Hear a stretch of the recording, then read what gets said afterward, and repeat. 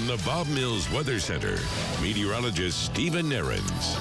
A little bit of sunshine is broken back out today, and then clouds kind of rolling back in some spots. Temperatures chilly, but a heck of a lot better than they're going to be over the next 2 to 3 days. There's a look from Tulsa International as that cloud deck is kind of filled back in. This was kind of a foggy problem for some spots this morning, especially in southeastern Oklahoma. You can see how that's retreated since then.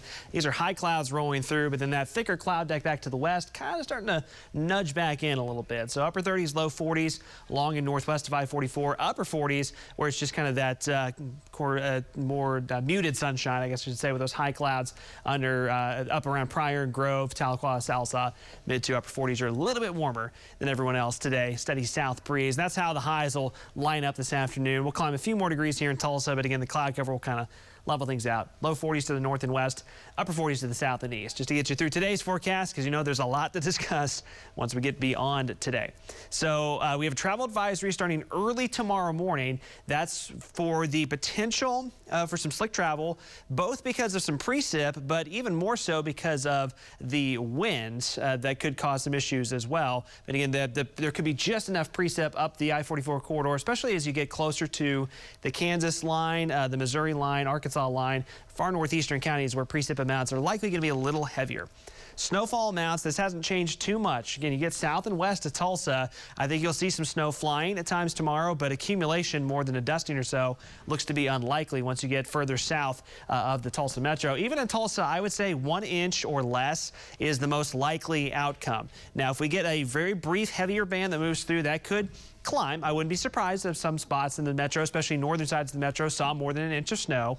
Keep in mind, measuring snow is going to be very difficult to do anyways, because we're going to have 30 to 40 mile an hour winds kind of blowing it all over the place. 1 to 2 inches of snow still expected, at least in a general sense, in that lighter blue shading. That would include up to northern Osage County, Bartlesville to Nowata, down towards Pryor, and even Tahlequah. I think you're kind of around that 1 to 2 inch range. And then that darker blue shading is where there could be 2 to 4 inches of snow in the far northeastern corner of the state, up around Miami. And once again, there could be some heavier, very isolated heavier amounts within these lighter shadings here, but in general, not big time snow amounts. But when you factor in the 30, 40 mile an hour winds, any of those heavier snow bands would still cause some travel problems in the morning.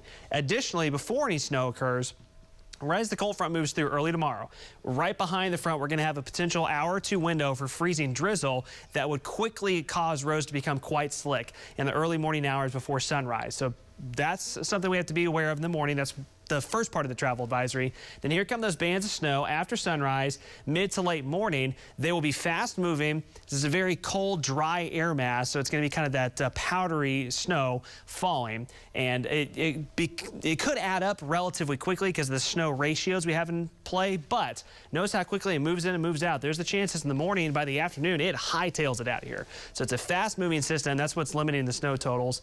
Might actually be some sunshine late in the day Thursday, but the temperatures won't respond to that at all.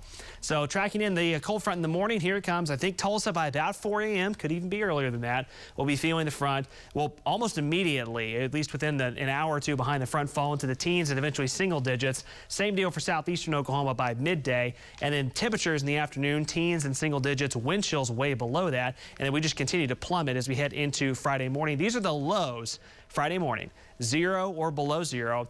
Wind chill values Friday morning. Brutal, absolutely brutal. We're talking 15 to 20 below, if not colder than that, on the wind chills Friday morning. That's why we had the wind chill advisories and warnings in effect.